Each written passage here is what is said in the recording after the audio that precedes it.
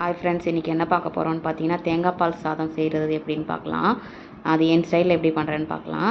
அதுக்கு தேவையான பொருள் பார்த்திங்கன்னா 2 பட்டை, பிரிஞ்சி இலை, அந்த பூவு, பிரிஞ்சி இலையில் வர அந்த பூவு, அப்புறம் சோம்பு, அப்புறம் வெங்காயம், பூண்டு, முந்திரி, தக்காளி, பச்சை மிளகா, புதினா, கொத்தமல்லி, கருவேப்பிலை எடுத்து வச்சுக்கோங்க. இப்போ தேங்காய் பால் தான் மஸ்ட்டு. நான் ஒரு 3 கிளாஸ் தேங்காய் பால் எடுத்து வச்சுருக்கேன்.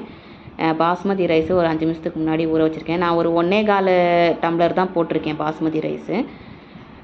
2 பேர் தான் இருக்கும், அதனால் அது ஓகேவாக இருக்கும். அதனால் நான் அதை தான் போட்டிருக்கேன். இதில் பார்த்தீங்கன்னா மசாலாலாம் போட்டுட்டு முந்திரி போட்டிருக்கேன். முந்திரியை போட்டு கொஞ்சம் ப்ரௌனிஷாக பார்த்துக்கோங்க. அதுக்கப்புறமா கருவேப்பிலை, பூண்டு போட்டுக்கோங்க. கொஞ்சம் அப்படியே பிரட்டி விட்டுருங்க. அதுக்கப்புறமா பச்சை மிளகா போடுங்க. பச்சை மிளகாவை நான் கீரி போடலை, 2ஆக உடச்சி தான் போட்டிருக்கேன்.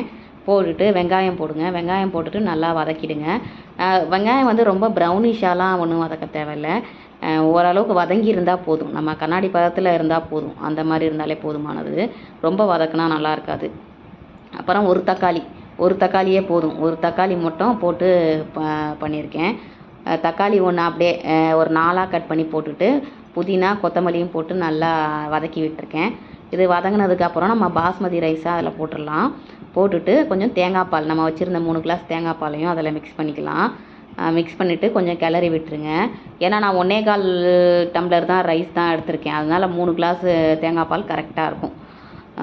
அதனால் கொஞ்சம் உப்பு, கொஞ்சம் நெய் இருந்ததுன்னா கொஞ்சம் நெய் சேர்த்துக்கோங்க.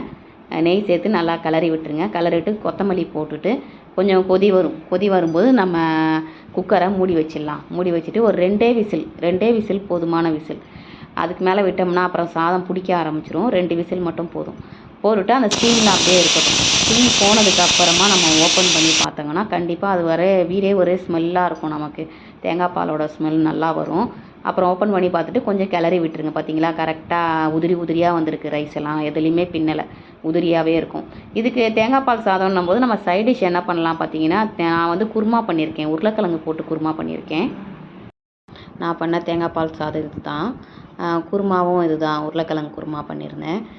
இந்த வீடியோ உங்களுக்கு பிடிச்சிருந்தனா லைக் பண்ணுங்கள். நெக்ஸ்ட் வீடியோவில் பார்க்கலாம். பாய்.